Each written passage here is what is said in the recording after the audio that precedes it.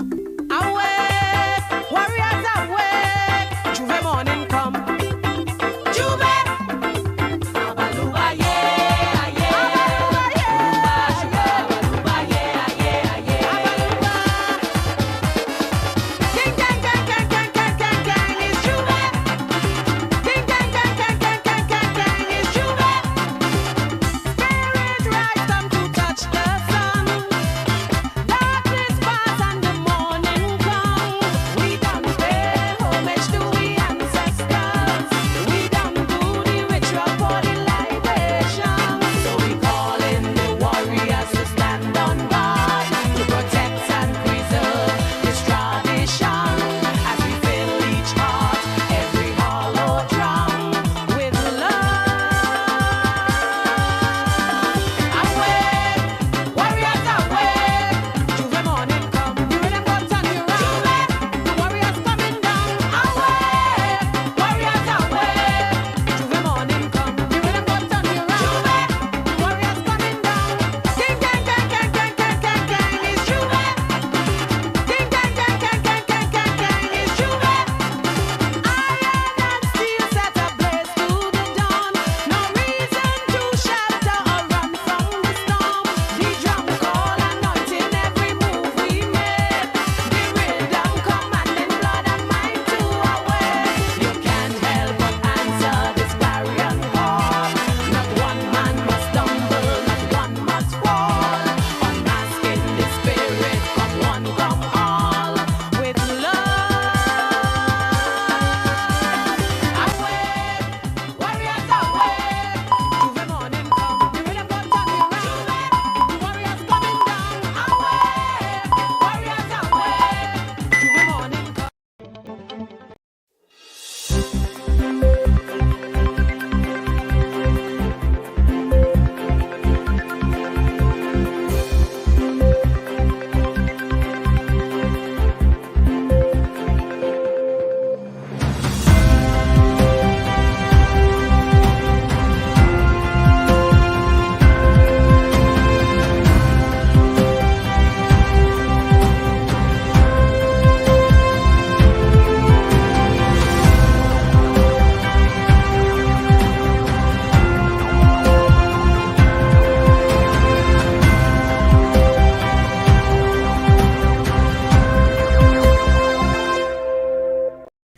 Hello and welcome to the Bubb Report.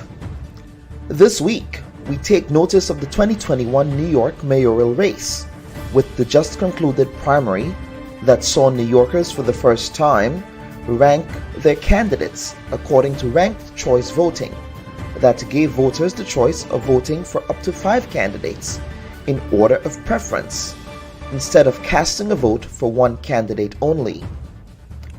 In the just concluded primary, with 86% of the precincts reporting, mayoral candidate Eric Adams currently leads the pack with 31.7% of the vote, followed by Maya Wiley and Catherine Garcia with 22.3% and 19.5% respectively. This week, we speak with a Grenadian-American political strategist about the significance of the mayoral race for the large Caribbean American community in New York.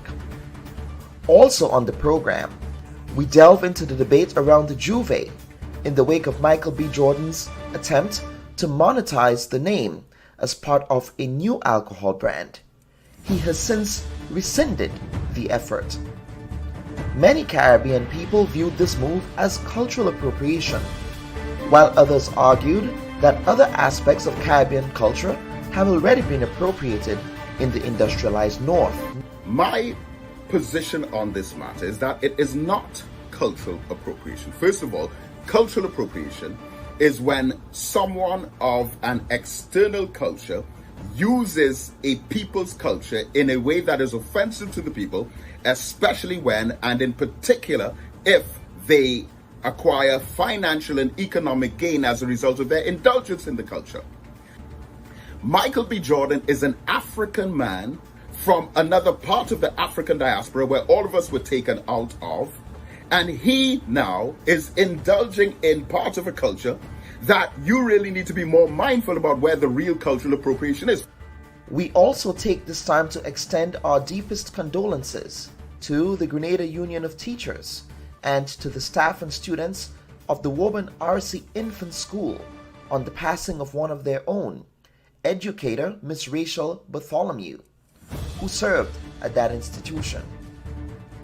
We here at the Report are grateful for her service. As a teacher, I would like to say, COVID, you confirm what we teach each day. Washing hands and coughing in elbow is really part of our day, you know. Obeying is what the kids have to do. So if they practice, we shall get through. May she rest in peace, and may her memory be a blessing. We welcome our guests, cultural commentator Arlie Gill, cultural activist Rudabiri Victor, writer and academic Louis Barker, political strategist Michael Roberts, and cultural promoter Bobby Munro. We thank you for joining us.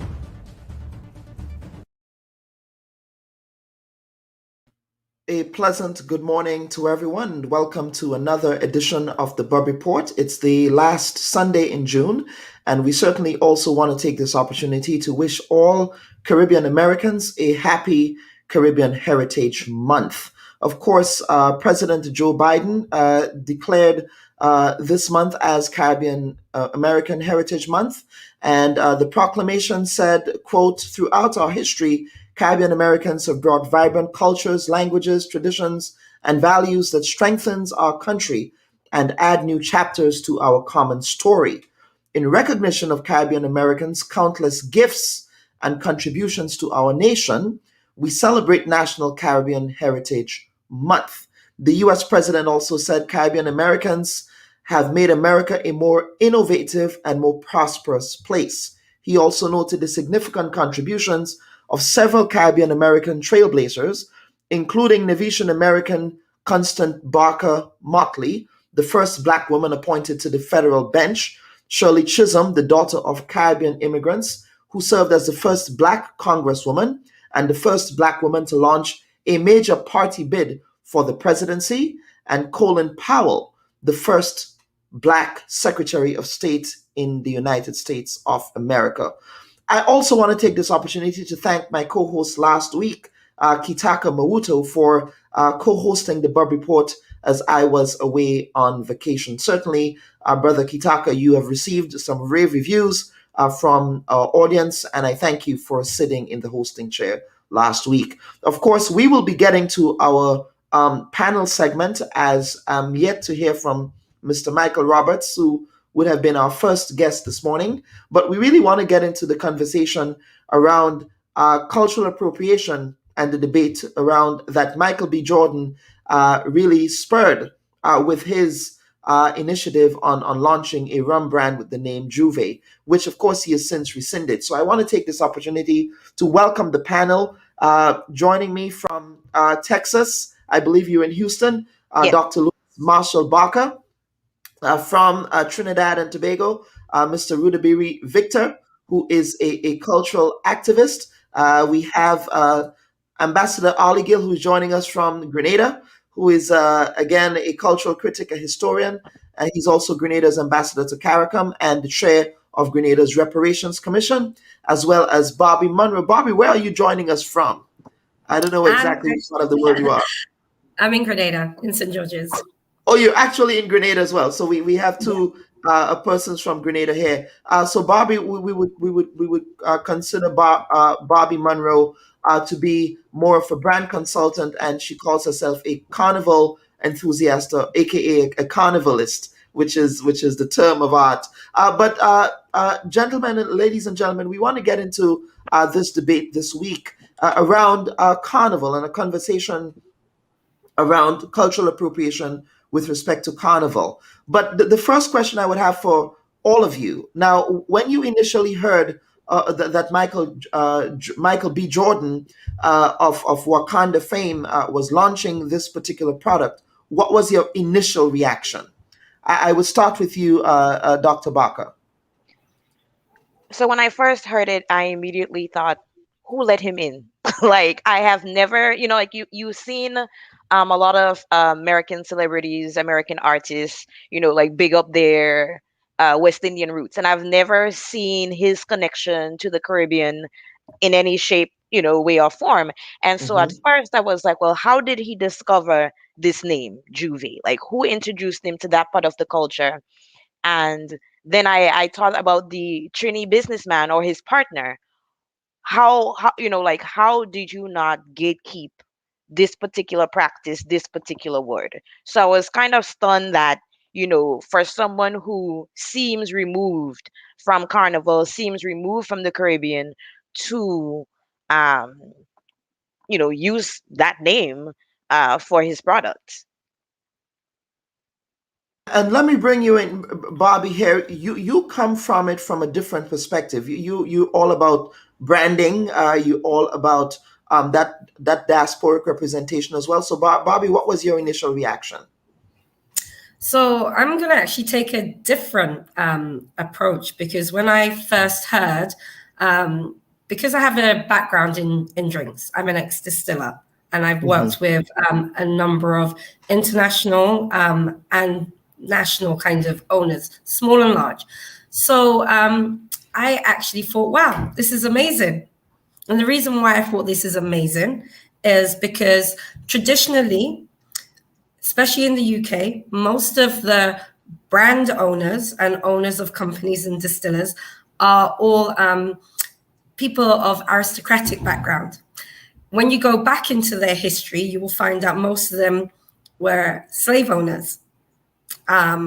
So when I went into the drinks industry over 13 years ago, it was very I had to have asked questions of myself, because I found myself sitting down and working alongside many families who at some point in their history would have had a connection to the slave industry. Okay. So jump forward 13, 14 years now, and I'm seeing somebody of African descent who wants to co-own a brand. So there are questions in terms of cultural appropriation. I don't think it's cultural appropriation, because I think it's more the case that he wants to be involved in something whereby actually many of us are making money out of it. So where it comes from, does he have the right? Well, I think the question should be of the trademark. So no, Juve shouldn't be trademarked, okay? But it could be used as to elevate. If somebody's still making financial sense of it, it shouldn't really be an issue, because if that was the case, then every aspect of Carnival should be free. Right, and I think that was the contention, right? The contention was the trademarking of it, and I think that is what set people off, right? Would you say? Yeah, Bobby? definitely. From the conversations that I saw over social media, it really was about the trademarking issue. That, okay, we don't mind you participating, we don't even mind you making money, because if we could then use that from a brand manager's point of view, I was like, okay, this is awesome. This could possibly, be a brand that can highlight other areas of our carnival, of our industries, our artists. I was just looking at it like, whoa, we could go really big, and especially with the scope, because I think what a lot of people may not know is that rum, and over the last 7 to 10 years, has been one of the fastest growing spirits in the world, alongside gin and alongside whiskey. And the majority of rum is produced in the Caribbean. So if we're having somebody who could put a positive light on where we're from and actually shine a light to what we do here in the Caribbean, then I think that's great, because there's a lot of people buying into our rum distilleries, or just buying the rum, taking it to other countries, bottling it, and we're not getting any form of credit whatsoever. Hmm.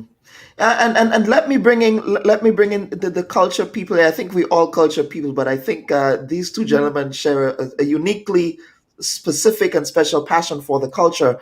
Mr. Victor from Trinidad and Mr. Gill from Grenada. Gentlemen, just hearing, because I know, Mr. Gill, you are very passionate about just the preservation of culture, just ensuring that we can continue to have that cultural transmission. Mr. Victor, you the same. How do you react to just what you heard from Mr. Jordan? Who wants to go first? You go ahead and I'll speak up. Ambassador Gill. Thank you very much, Victor, for allowing me to go before you. I was hoping that you would have gone first because I have read your contribution on the debate in a Newsday article yesterday, coincidentally, and Dr. Bubb called me last night. I spoke with him and he invited me to the program. Canon, just to respond to your first question, I'm a Pan-Africanist. So I do not take issue with Africans in the diaspora. Indeed, reggae music is the greatest influence to rap music. So we in the Caribbean has given Africans in the American diaspora many aspects, and we have influenced many aspects of the Africans in the American diaspora, different aspects of the culture. So as a Pan-Africanist, I do not take issue with Mr. Jordan for saying he want to do Juvie rum. But I agree with his sister when she spoke with regards to the trademarking that I believe created such a stir. But to me, what was extremely offensive was what was said in the trademarking, that Juve does not mean anything in a foreign language, which I thought was disingenuous on the part of Mr. Jordan and his colleagues, because they ought to have known. And I believe there is a Trinidadian partner, and I've read that they had some bar called Last Lap, which is another aspect of our carnival here. But they ought to have known about Juve. They did not invent that word Juve. And Juve is a word, is a French Creole word. It's well known in the Caribbean. It means opening up of the day. And Juve means a lot for us in our Caribbean culture. So I thought that was really offensive to disown or to pretend that it does not mean anything in a foreign language. Are they saying that it doesn't mean anything to another culture, to another people? That I thought was rather offensive. Now, there are other issues coming out of that debate that I may want to speak to, and which I believe is extremely important, because what it does is that it shows that we in the Caribbean continue to pay lip service to the development of the creative industry in a real sense. Now, in Grenada as well, we have a company here that we have Juve Chocolate. And my great friend from Trinidad, I mean, he said in his piece in the Newsday that Grenada has really and truly been in the foremost, has been pioneering the advancement of the Juve culture throughout what we very well refer to as the Trinidad style carnivals. In fact, Grenada have 2 Juves for the carnival. In recent times, we not only have Juve on Monday morning, but over the last 10 to 15 years, we've been having Juve on Tuesday mornings in communities outside of capital city St. George, especially in Monserrates and in St. David's, another parish, St. David's. So we have been promoting the Juve, and of course, the jab culture is distinctly Grenadian in terms of we have kept that tradition, and we have tried to keep a lot of these traditions with regards to the Juve culture. But just to make another point that I think we are missing here as well, we need to take ownership of rum. Rum is distinctly Caribbean as carnival. We are the manufacturers of rum in the Caribbean. And the first persons to have made rum is Barbados is credited. I wrote an article maybe about a year ago or more with regards to rum being, just as wine is to France and whiskey is to Scotland, rum is Caribbean. So we have the best rums. And we are the originators of rum as well. So on two scores, Mr. Jordan is, and his colleagues, they are benefiting from what the Caribbean has given to the world. One, Juve, and two, rum. Barbados is arguably the first island in the Caribbean that distilled rum. So that is something I believe must also throw in the mix for what it is worth. Now, the other issue I want to comment on briefly before I stop to allow my colleague to make a contribution. I saw that Minister Manning in Trinidad was making the point that we need to partner, maybe we can partner with Mr. Jordan with regards to promoting his product and taking the opportunity with regards to promoting our culture with Mr. Jordan on the Juve. And I thought to myself, and I believe that he's well-meaning when he says that. But here again, we are looking outside of the Caribbean for what we have inside of the region. For instance, Trinidad and Tobago, you have Nicki Minaj, you have Brian Lara, you have Marshall Montano.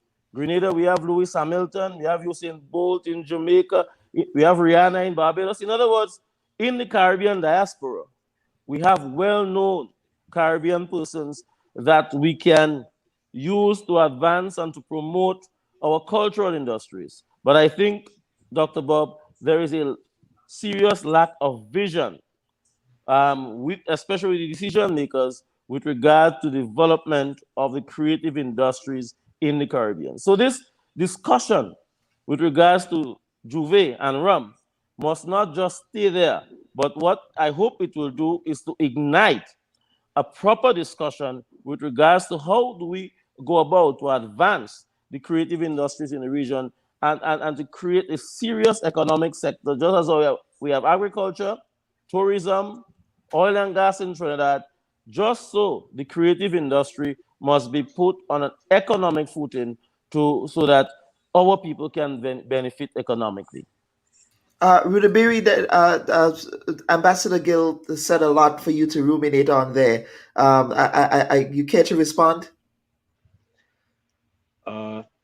Sugar brought us here as African people, as enslaved African people. Rum was a refined aspect of that the plantation. Juve is the African resistance to the plantation culture. It is a cultural manifestation.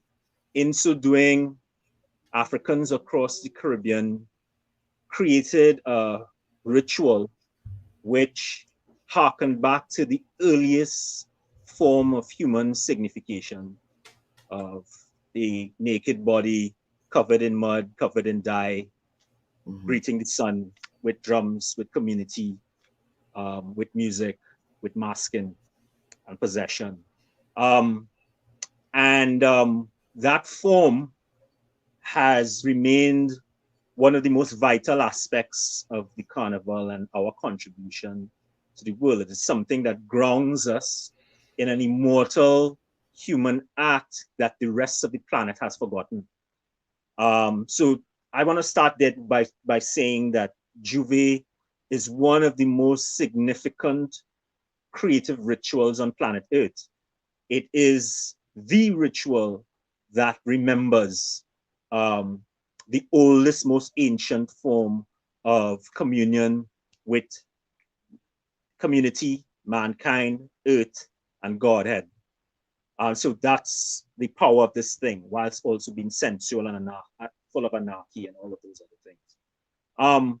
So that's the power of the thing and the force called Juve. There are 300 Trinidad-style carnivals plus all over the planet. The two largest street festivals in the Western world are Trinidad-style carnivals, London and Brooklyn, Notting Hill and Labor Day, where at their heights, 4 million people took the streets when they were their largest. 4 million people. If 3 Black people get together on the streets in those metropoles, it's cause for police action. It's like, oh, there 3 of them at the corner of Bleecker. We have 4 million. That is the power of Caribbean culture and power, and that they cannot ban it. They could only negotiate with it. And all of these 300 Trinidad-style carnivals, all these carnivals all of the world, Caribbean carnivals and stuff, most of them have Juves attached to them. So that is the backdrop of the entire thing. So yes, it is obvious that Michael B. Jordan has some kind of affinity through his business partners or whatever, but still he must have some kind of affinity because his rumba is called Last Lap, and now he risked on his first big spirits venture calling something Juve. He could have called it anything, just like he could call his bar anything, right? He's one of the biggest stars in the world. He has the entire vocabulary of the planet. He could have called it Wakanda. He could have called it whatever he wanted. He keeps choosing to go in this direction. So that's interesting. We have to note that there is something there. Yes, like others, the trademark is the issue because in the application, they said what they said, but at the same time, in the packaging of the rum, they are clear, even though they said in the trademark, allegedly, the thing that we saw says that it doesn't mean anything. In the packaging of the rum, it says, derived from the Antillean Creole French term meaning daybreak, Juve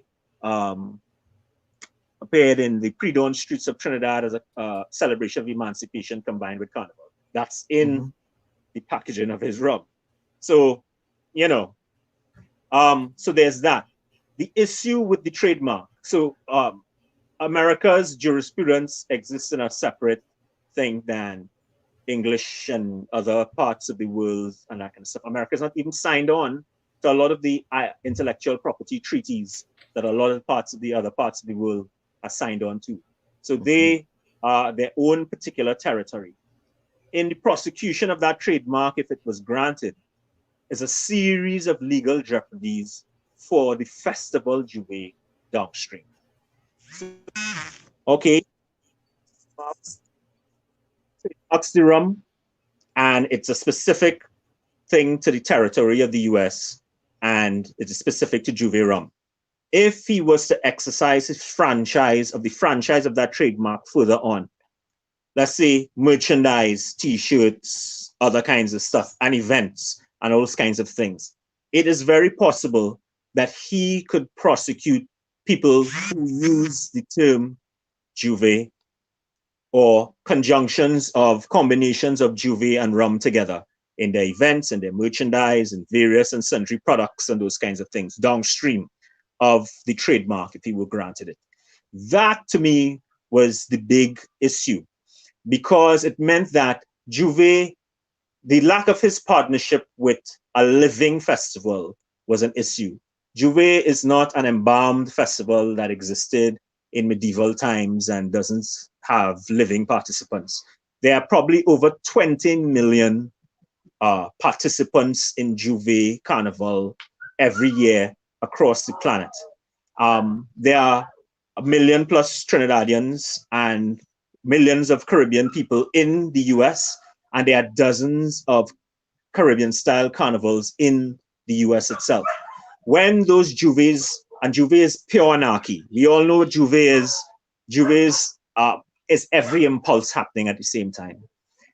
When people want to create out of those things, there's going to be serious issues if he prosecuted the trademark and the merchandise streams downstream. My reaction to it was an opportunity for us to negotiate with him. It is no point saying that, yes, we do have Caribbean celebrities and each island has celebrities and those kinds of things, and they must be engaged. We must, but the thing is, he has his affinity. Whatever he has the affinity, he has the affinity, he has the affinity. That's his, for some reason, he loves the thing. Let us bring him into it, but negotiate away the legal jeopardy as part of that negotiation. Michael, let's sit down and talk. You creating this rum, whether you call it another name, or whether you call it whatever, Juve and that kind of stuff. Let us negotiate away all downstream legal jeopardies. In exchange, we open up the festival so you there are 300 of them, all of them, we endorse you, and you go through hard and that kind of stuff. You're competing with all our other brands, and you're competing with all the other things in the space, but you are also an ambassador now for Juve across the planet. Now you're talking about a celebrity with 200 million followers. Look, I don't know. I don't care what any one of our islands are doing in terms of tourism and whatever and that kind of stuff. 200 million followers, none of us have, right? None of us have that capacity, like how Ronaldo just had that capacity when he removed the Coke from off the desk at the press conference for the Euro media conference and stuff, and wiped $2 billion off Coca-Cola's slate just by the act of him removing, a bottle of Coke off the table. Right. That is power of celebrity in the modern age. And Michael B. Jordan is one of the biggest celebrities and most loved and that kind of stuff right now in the States and those kinds of things. Who has an affinity? Let us engage the partnership and figure it out. And yes, let's bring Lewis. Nikki declared a hand. Nikki called him up and said, "Hey, Michael, no hard feelings, anything, but rest it down.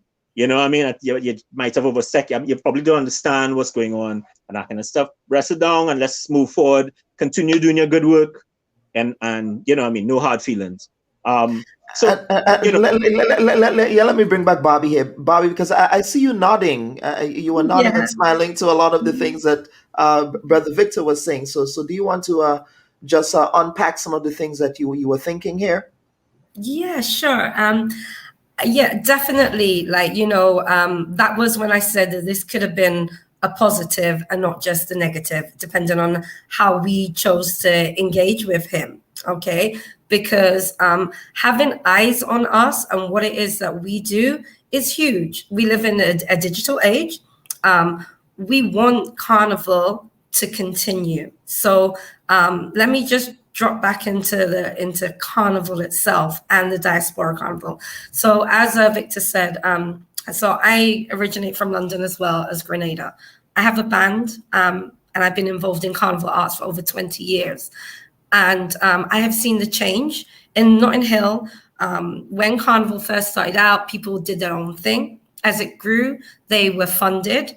And as Carnival started to move on, grow bigger, and then more and more different types of arts come into the arena, a lot of bands lost their funding. And so people were finding different ways to keep Carnival going. My team, which is also based in New York as well as London, Trinity Design Collective, we have funded our band for the last 11 years on our own. So and right throughout the world, you'll find all these carnivals happening, all these amazing costumes. And I know Victor will testify how long it takes from the design process, the idea, the concept, to making the costumes, to selling, to launching. All these things take a lot of money, a lot of hard work, and it is a labor of love to put these things on the road and keep our carnival going and keeping our culture alive. It takes financial resources, okay? And allowing other people to come and participate within our culture helps us to be able not to preserve it, because it's not something to be left in a museum dusty, for somebody to maybe come and look at. Our carnival and our culture and our art is living, breathing, it's alive, and it moves, and it's forever changing. And Carnival is something where we celebrate openness. So the Juve, the name, the rum, all these things that, we value from an emotional point of view, but it has a financial connection. And there was an opportunity, as Victor said, to have a conversation with Mr. Jordan, because, we can have these conversations. I think he probably would be one of the best people to have the conversation with, because there are a lot of other people, as I said, who are buying into our industries where we will never even have the opportunity to engage with them. And Dr. Barker, I'm going to bring you in here, and I really want you to expand on the notion of the gatekeeping. You mentioned that we should have gatekeepers insofar as allowing persons into the culture. Could you expand on that, and how would that idea factor into that untapped potential that Bobby talks about? So I think like the term cultural gatekeeping, it has gained like a negative connotation as to like permanently keeping things secret and Hmm. keeping people out.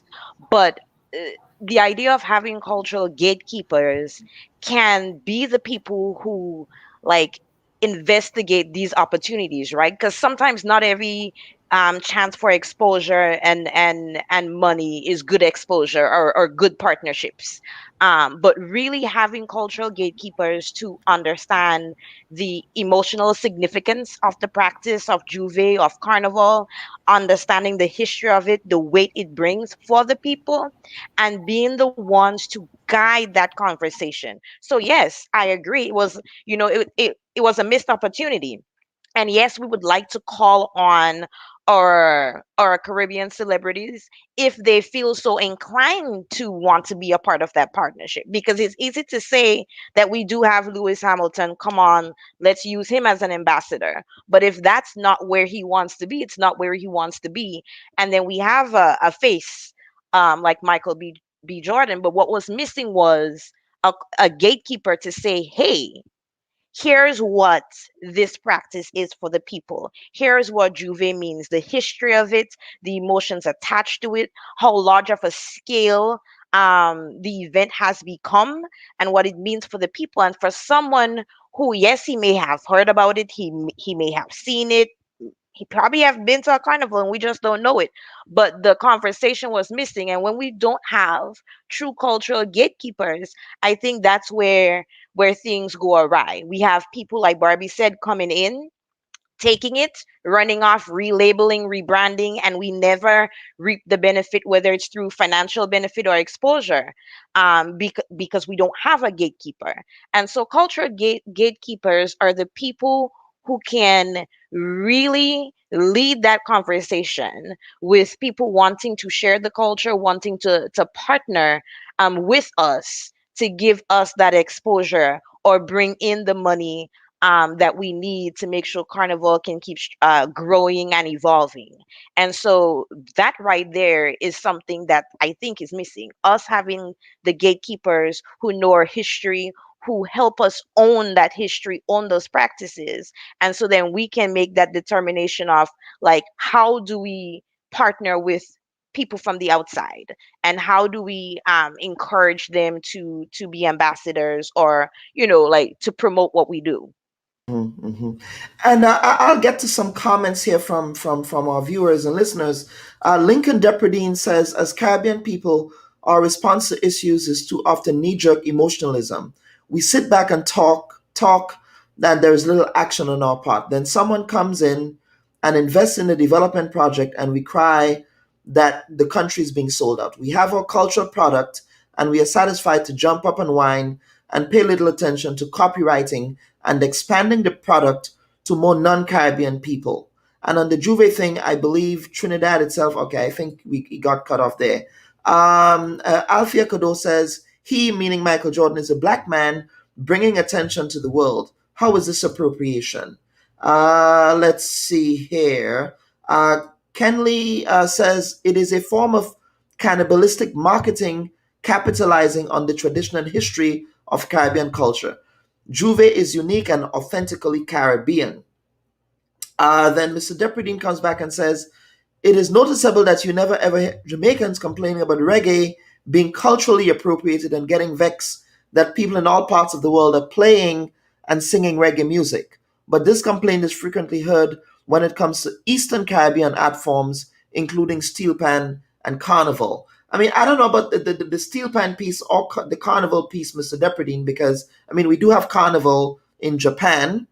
Steel pan has also taken off in Japan. It is huge in Japan. I think probably Japanese, I may get in trouble for saying this, are probably more enthusiastic about steel pan than some of us are in the Caribbean. If you go to Japan and you experience their panorama, it is a different event altogether. Let's see here.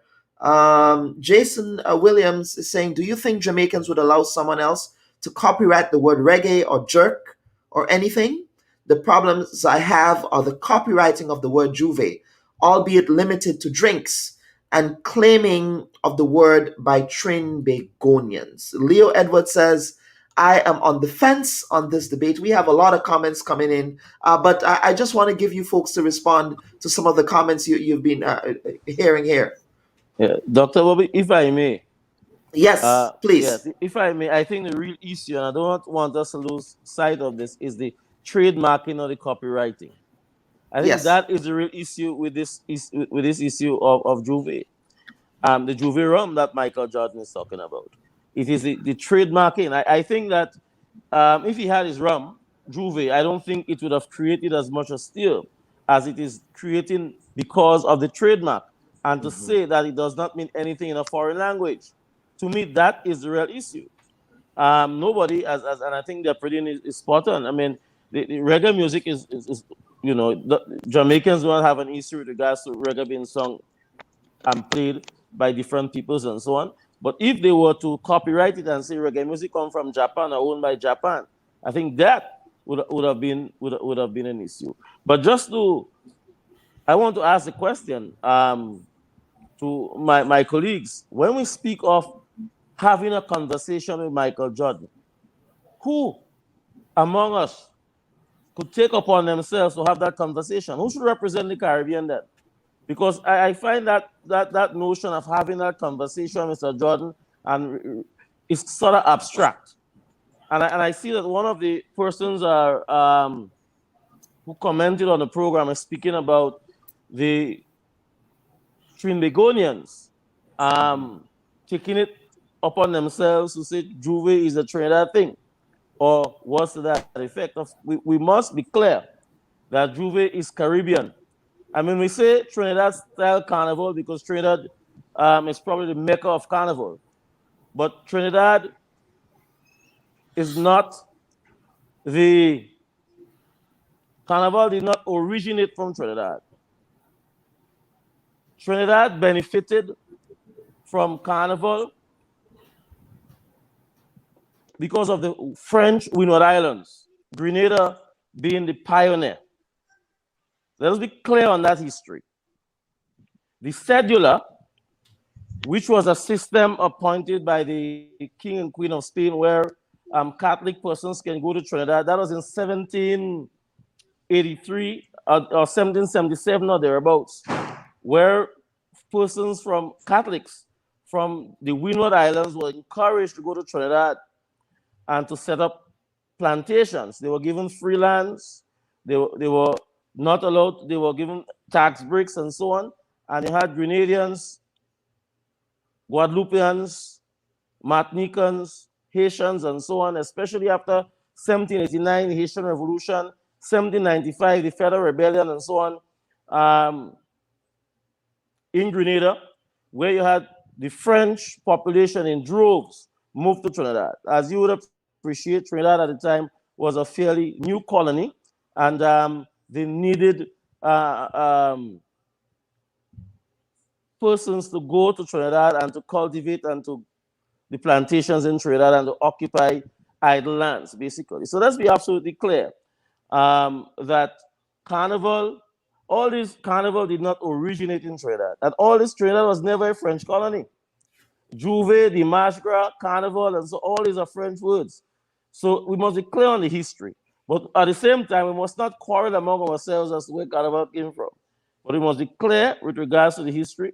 But as I said, I want to ask the questions to my fellow panelists. Who should represent us in this conversation that we speak of, that we should have with Michael Jordan? And that is a very deep question, right? Who do we appoint as Dr. Barker talks about? Who do we appoint as these gatekeepers? Is it the the government authorities? Are they cultural ambassadors that we appoint? How do we do that? Who wants to go first? That's a very Yeah, deep well, question. I think as Mr. Victor. as a Trinidadian on the panel, I should respond to. Well, I mean, I've been on record. I mean, my article was very clear to say that Juve is a Caribbean phenomena, and there was a parallel development of carnivals throughout the Caribbean and Juves throughout the Caribbean. I don't believe that it's only the French things. That yes, there's the French had, because of certain things they had, but I think that there are a number of other threads of masquerade traditions that in the other islands, Spanish and English speaking islands and stuff, that are very significant masquerade traditions and all that stuff. The thing is that I say the Trinidad style carnival is simply because the form that the carnival took. I say Trinidad, I see Trinidad as a cultural metropolis in the Caribbean, in the sense that a lot of forms come to Trinidad to be refined or to take on a certain kind of form. The reason why the Trinidad Carnival, I think, was contagious in the way that it was and is that Trinidad, for some reason, received the festival tribes of most of the major tribes on the planet. So Trinidad received the tribes from Bengal and Bihar in India, which is kind of festival seat of India's massive Ganga and Phagwa festivals and Hosei festivals and those kinds of things. Massive millions of people on the streets and this kind of stuff. If they received the, it was one of the heartlands of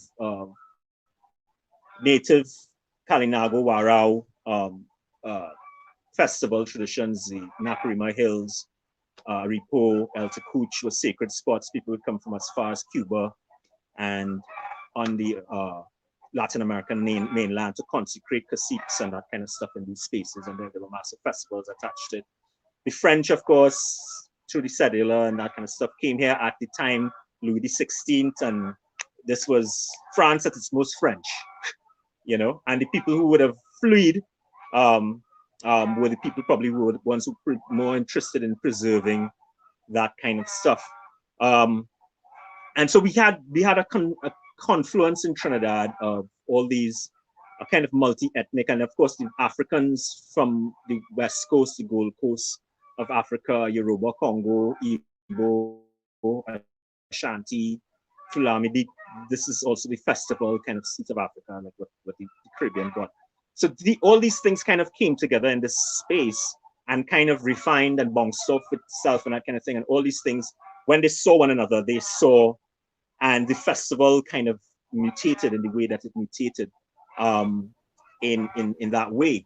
And something about it has been contagious, has been in a way that there's one New Orleans carnival, one Brazilian carnival, one Venice carnival, but there are 300 of these things, and it's not just migration and stuff. There's something contagious at the heart of it, because there's a festival kind of dynamic that has been preserved because of the meeting of all these people who understand festival and ritual at its most elemental form.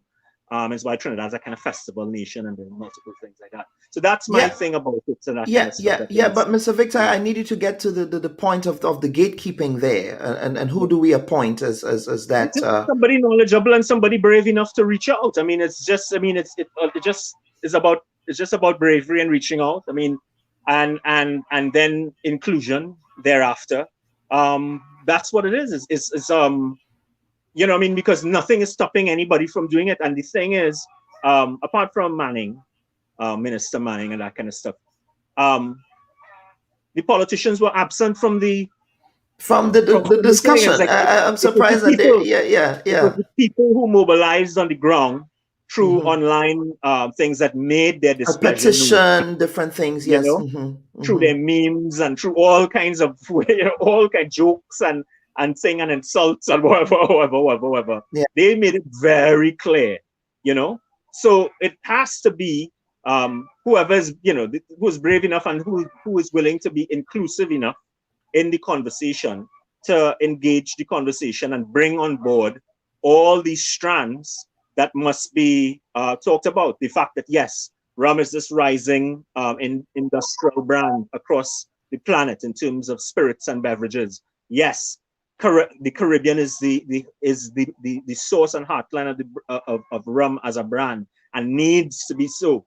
Yes, at the same time, there is a 1%, and because of it, as I said before, it is sugar. It's come from slavery and those kinds of things. There is historical inequities as regards the ownership of rum, and in now the carnivals and the prosecution of the carnivals, where African masses are the ones who are making are the creators and those kinds of things. But the people who are reaping the benefits, like David Mohammed said, the 1% and those kinds of things, and that those profits are not being plowed back into the festival to incubate the festival, to pay the artisans, to give, to create institutions. That none of those things are happening. So all of these are conversations that need to happen.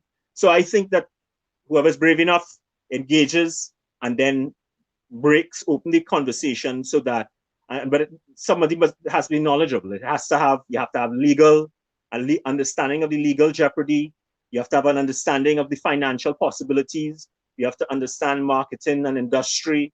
You have to understand all those things, because he's going to be sitting down on the other side with his people, which are going to include experts on all of those things.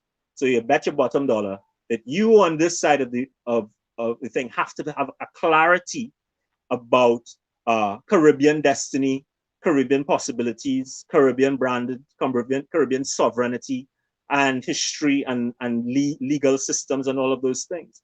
And that is the conversation that needs to be had. A conversation of brotherhood across the diaspora, sitting down and saying, hey, no hard feelings, whatever. Let's talk about the future, right? Mm-hmm. What does that future look like? We love that you love us, right?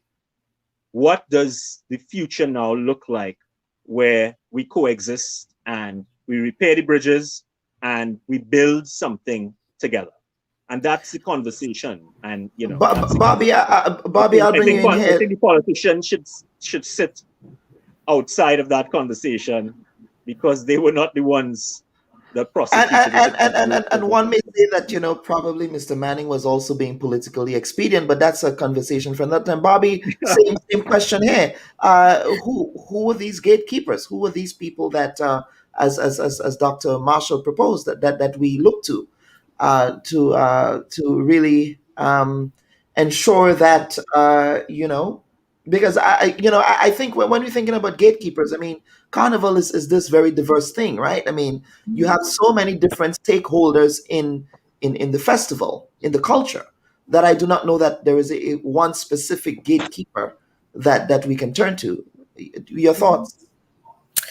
Okay, well, so I don't know whether I like the term gatekeeper, because I think gatekeeper then means that you're keeping somebody just from coming in, as opposed to having maybe an institution where we have people across the region who are there to, you know, help us have these discussions with people. Because I think, let's go to the crux.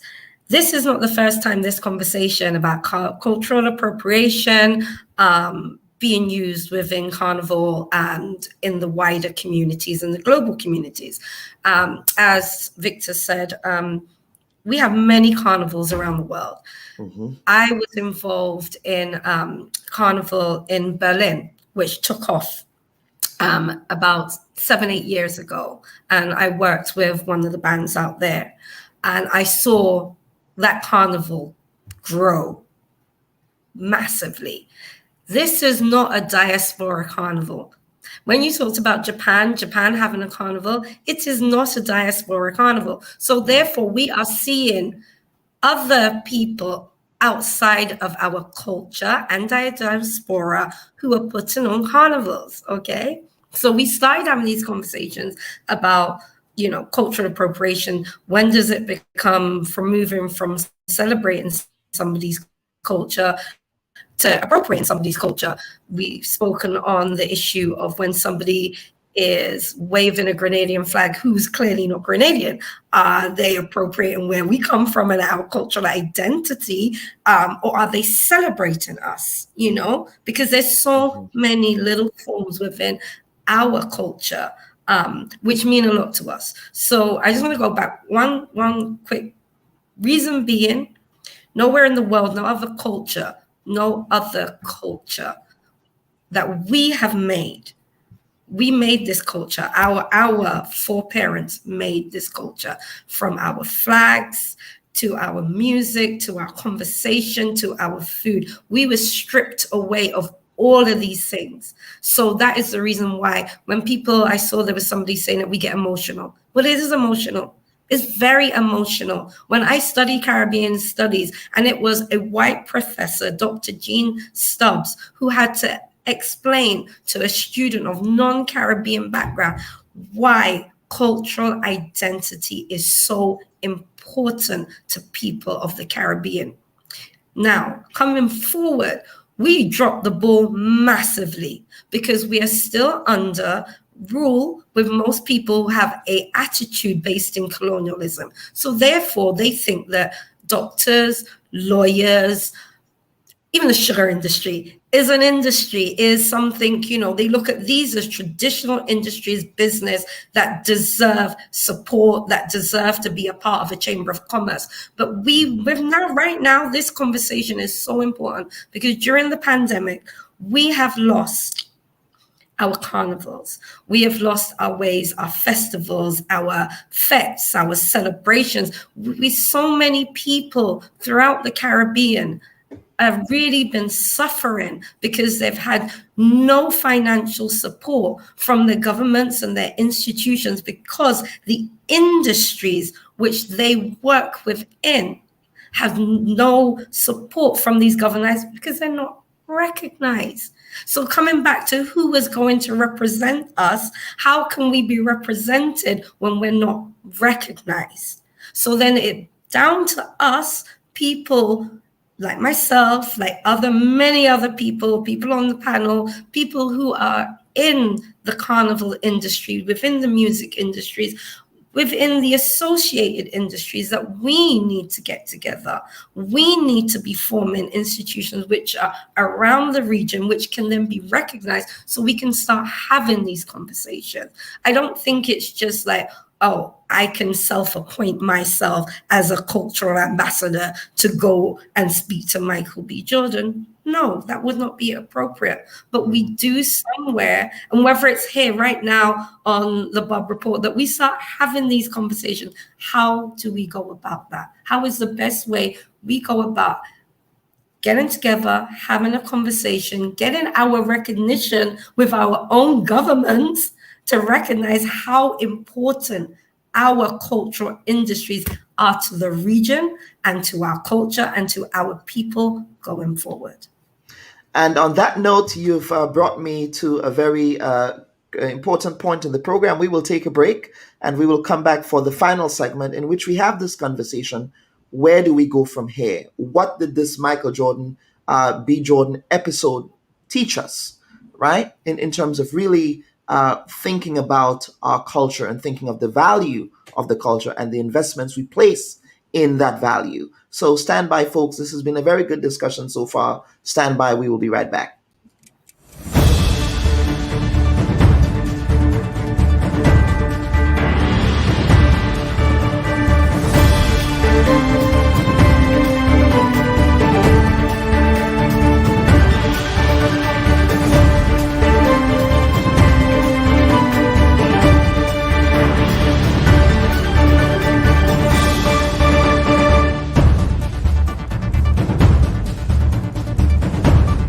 A brother from another mother coming out to the African continent, just like all of us, within the last 400 years, is borrowing part of our culture. But it's like some of us feel so comfortable. Oh, well, if the Syrians are making all the money or the whites aren't making all the money, then something's wrong with that picture. No, beloved, think.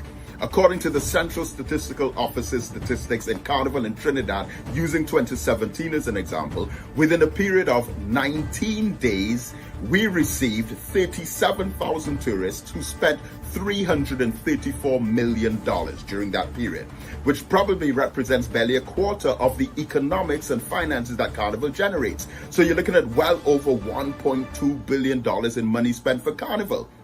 But you're going to tell me the Pan Men get a little $3,000, $4,000?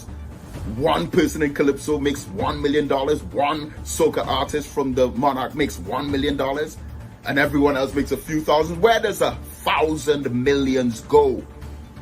And if in your African Liberation Celebration in the Camberley, which is reenacted twice a year on the Piccadilly Greens, and you have come from that heritage, legacy, and tradition, but the same offspring of the slave masters and the same former colonizers and oppressors are benefiting massively from that. And we are taking a position where because they're born on the same island as us, we can all celebrate together. But your own African brother from another country wants to participate in part of the culture. You say, no, he must stay out. The money must only be for the local whites. Well, that's ignorance, beloved.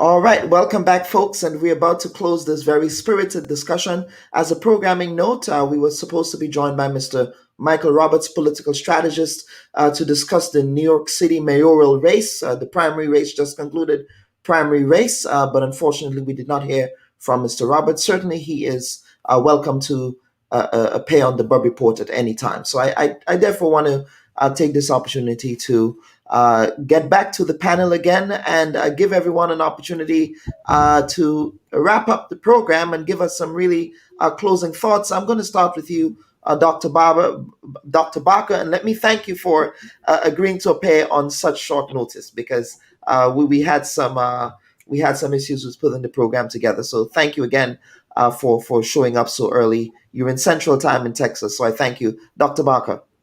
So I just want to say, to be really clear about the idea of cultural gatekeeping, to not narrow it down. Like, I think we get very literal and we think of it as like one person or this massive entity.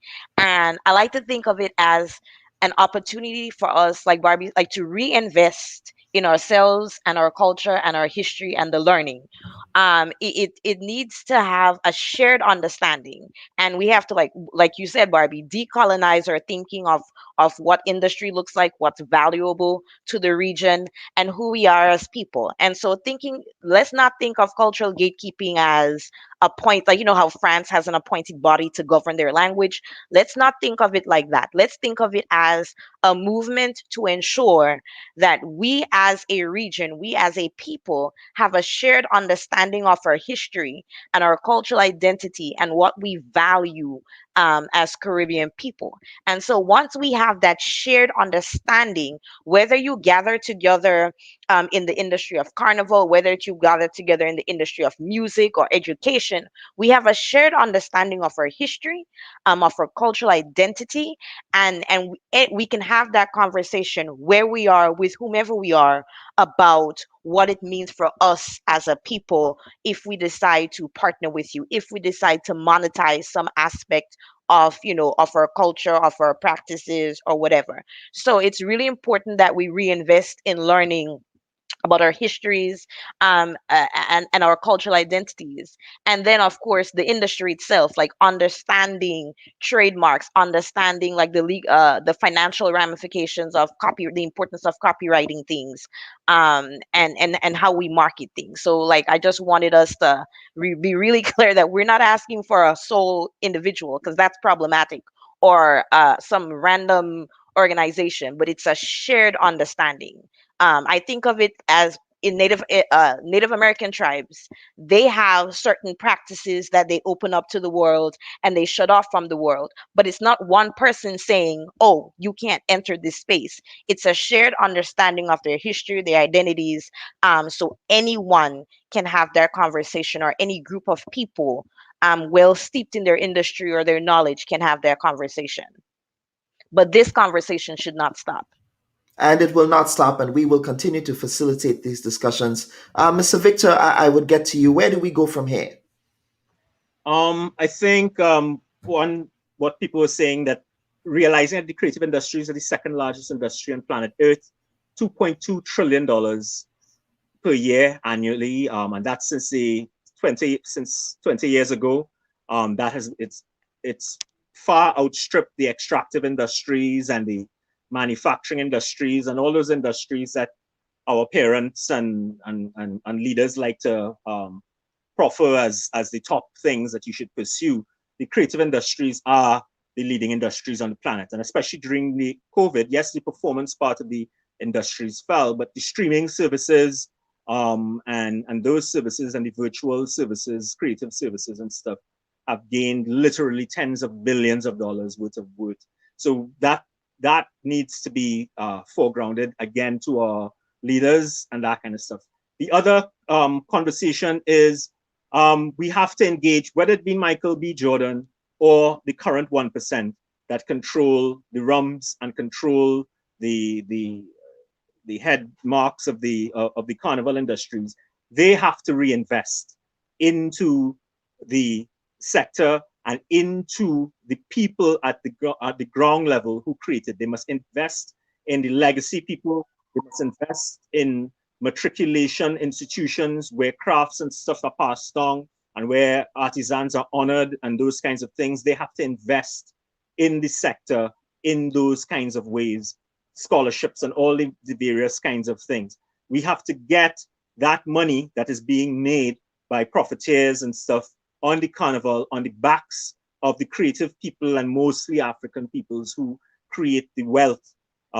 We have to get that money to be reinvested, and that has to happen. That is what I think the engagement with Michael B. Jordan has to have, those kinds of parameters and those kinds of things about how does his intervention help the grassroots and the creators of the carnival, the juvie practitioners, the hardcore groundswell people, and those things. And the last thing I'd say is that gatekeepers also means that we have to strengthen institutions across the board.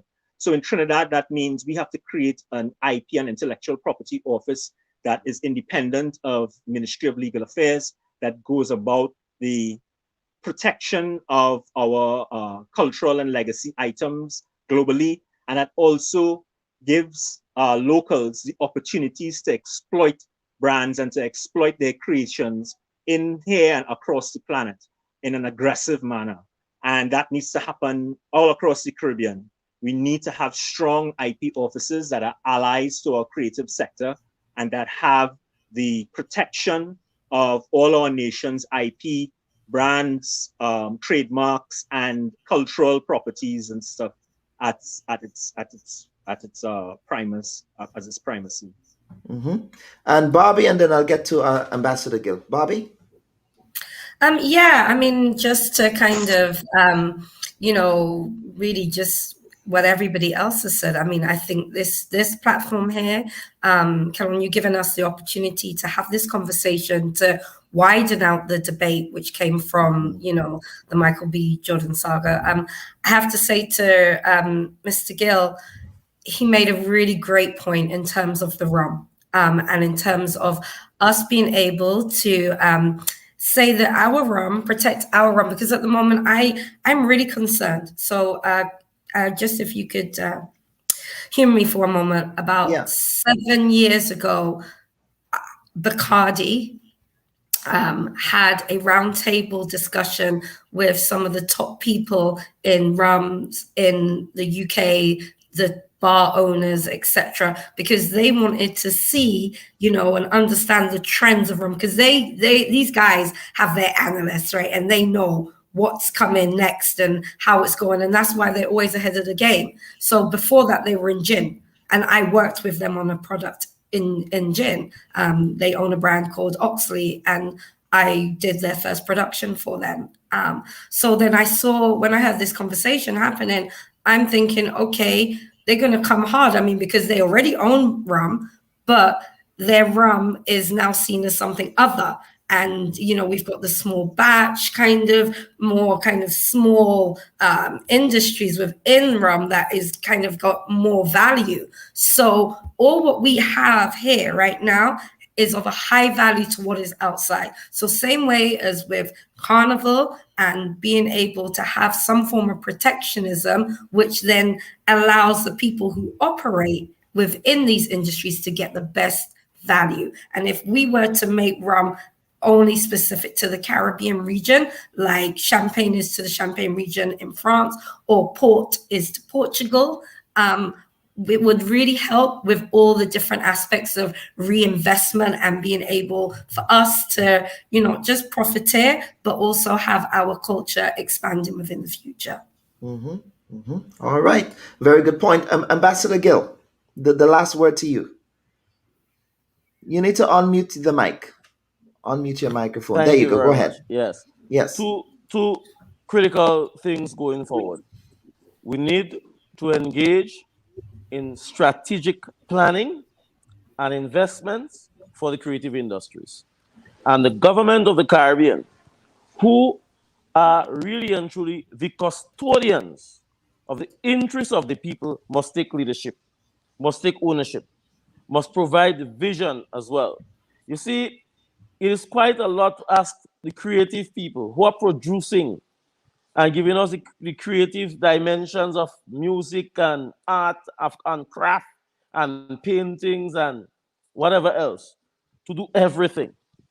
But we need the custodians, the governments, to provide leadership, to create the environment for better strategic planning and to make the relevant investments in the creative industries.